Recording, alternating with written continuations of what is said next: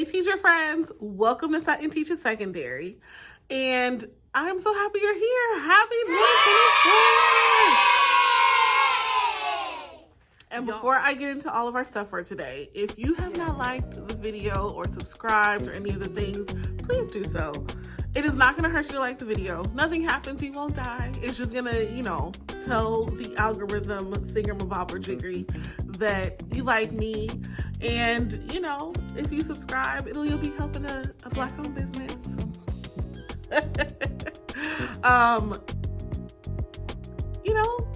Let's do that. Let's make it a goal for 2024.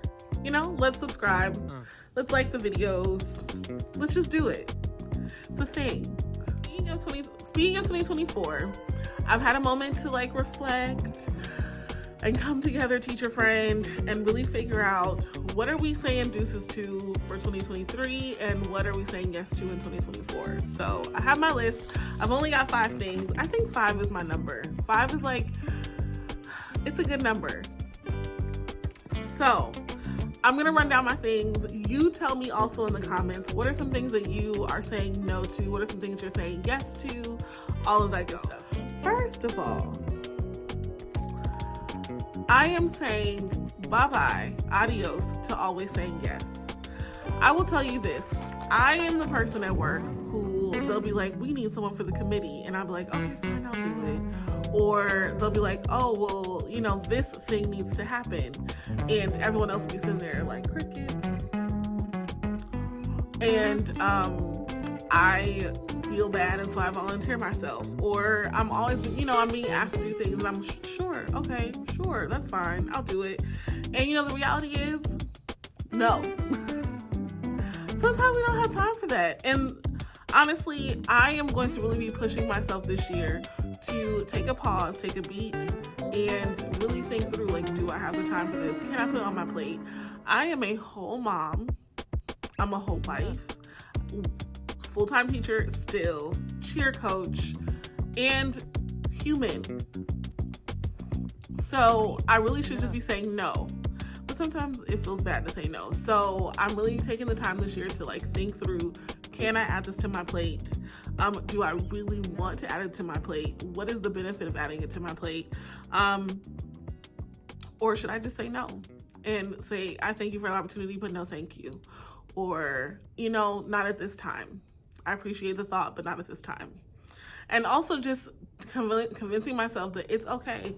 If other people can sit there and not volunteer themselves to do it, you can too. And so I'm telling you, teacher friend, same thing. If other people can sit there in the staff meeting and never volunteer to do it, you can too. Okay, so the second thing we're leaving behind in 2023 is this pressure to try new curriculum or to always be planning something new. Look, your girl been teaching for 12 years.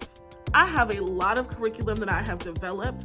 A lot of it is from scratch, from my own thoughts, put together, literally done the research to build out these really wonderful units.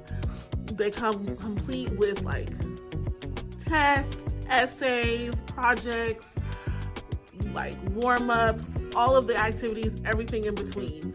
And why do I still feel the need every year to recreate the wheel or to do something new? And sometimes it's okay.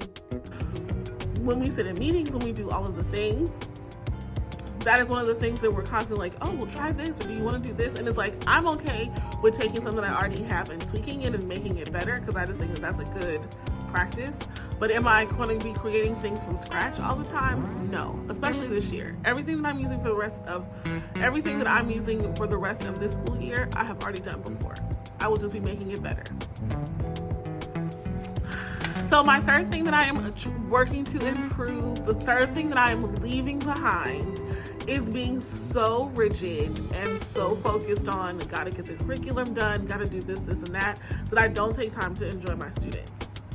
I will say that this year, one of the most refreshing things has been time where I'm literally just joking with my students. And when I tell you, I am not normally that teacher. I'm not that teacher.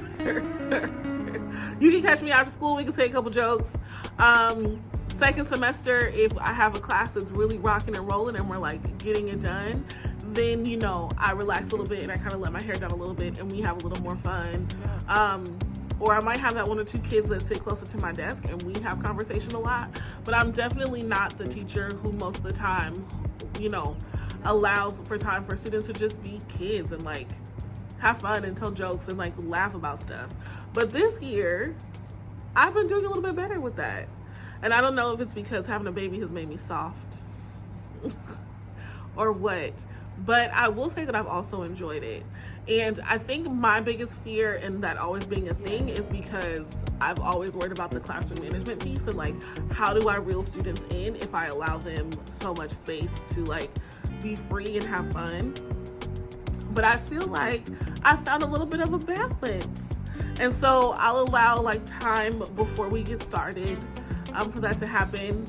I also just recognize that there's some classes that's just never, you know, there's some classes where when I read the room, we can do that. And then there's other classes where I've kind of tried and it's hard for them to get back on track. And so then it's kind of like, no, we don't get to do that yet. I'm saying this, I'm not to say that there was never any joy in my classroom, just to say that there has been more. There's been, I will say, a teensy bit less work. And I'm okay with that. So the 4th thing that we are leaving behind in 2023 is not asking for help. No. It is okay to ask for help. It is okay to get assistance. It is okay to admit that you don't know every single thing. As teachers, we are like the A+ student. We want to always be the A+ student and like show up as a student who knows everything and can get everything done. But the reality is we are human. And we don't know everything, and there's some things that we do need help with. And so for me, and maybe for you too, what that help looks like is accepting or asking for a planning day. Time to just plan. Working with a partner teacher. It is very helpful to work with a teacher who teaches the same thing as you, and maybe you guys divide and conquer when it comes to developing lessons. Sharing work so that we're learning from each other and building off of what each other has. That is something that's a good way to ask for help. Or co-planning, right? Instead of planning in a little island by myself, planning with someone else, and then lightens the load, and it helps you to see different perspectives. Like, accept the help, teacher friend. The last thing that we are letting go of for 2023 and improving for 2024 is this work-life balance. I feel like in 2023, I was on a pendulum.